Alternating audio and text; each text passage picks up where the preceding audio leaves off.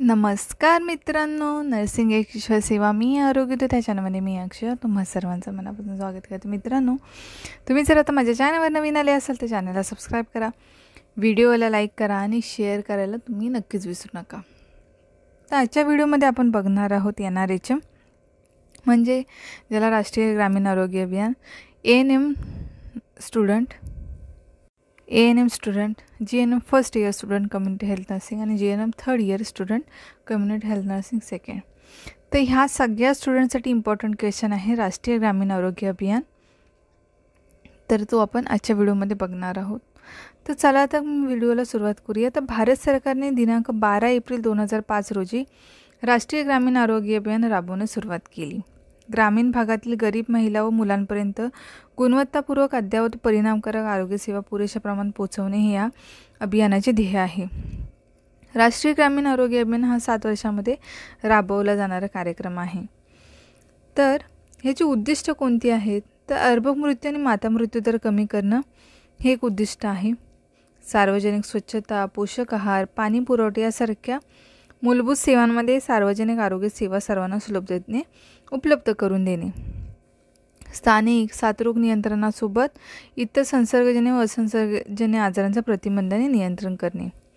सर्व लोकांना प्राथमिक आरोग्य सेवा ज्या आहेत ते मिळण्याबाबत उपाययोजना आखायच्या आहेत.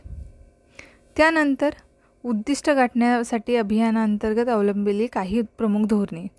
तर सार्वजनिक आरोग्य सेवांचे पालकत्व, नियंत्रण व व्यवस्थापन स्थानिक संस्थांकडून व्हावे यासाठी पंचायत प्रतिनिधींचे प्रशिक्षण घेऊन त्यांना याविषयी अवगत करणे. प्रशिक्षण द्यायचं जे सार्वजनिक आरोग्य सेवांचे पालकत्व, नियंत्रण व व्यवस्थापन स्थानिक संस्थांकडून व्हावं यासाठी पंचायत प्रतिनिधींचं प्रशिक्षण घेऊन त्यांना याविषयी अवगत करणे. प्रत्येक गावामध्ये महिला आरोग्यकर्ते आशाची निवड करायची आहे. ग्रामीण आरोग्य, पोषण, स्वच्छता व पाणी पुरवठा समितीच्या माध्यमातून प्रत्येक गावात ग्रामीण आरोग्य योजना बनवायच्या आहेत. त्यानंतर उपकेंद्र, प्राथमिक आरोग्य केंद्र व ग्रामीण रुग्णालयातील सेवांचा दर्जा सुधारावायचा आहे.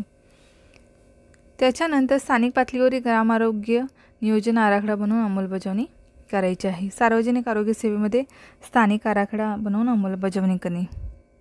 विविध आरोग्य आणि कुटुंब कल्याण कार्यक्रमांना राष्ट्रीय,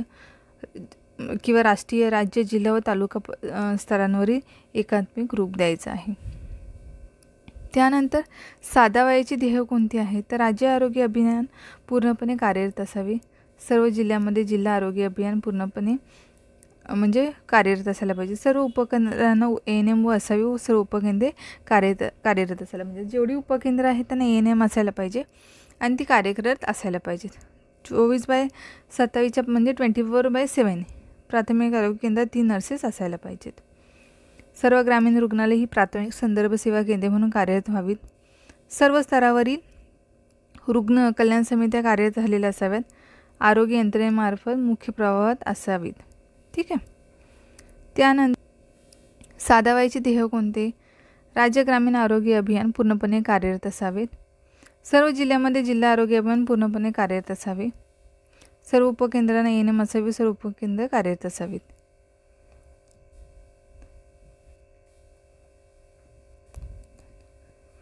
त्याच्यानंतर सर्व आदिवासी भागांमध्ये आशा कार्यरत व्हावी.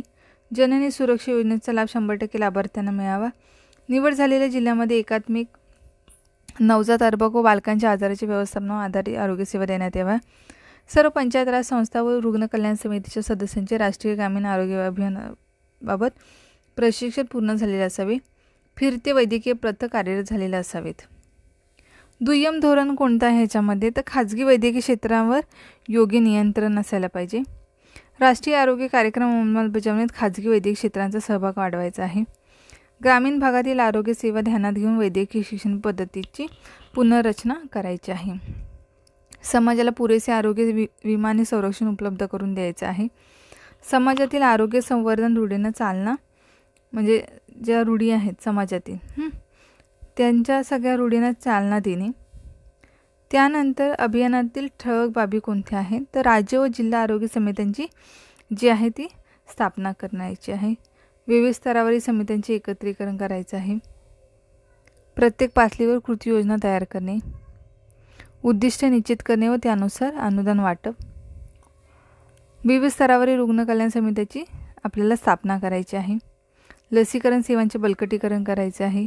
फिरते आरोग्य पथकाची स्थापना करायची आहे. अंगणवाडीमध्ये दरमहा आरोग्य शिबिरे आयोजित करायचं आहे. त्यानंतर दवाखान्यात प्रसूती करून घेण्यासाठी स्त्रियांना प्रवृत्त करायचं आहे.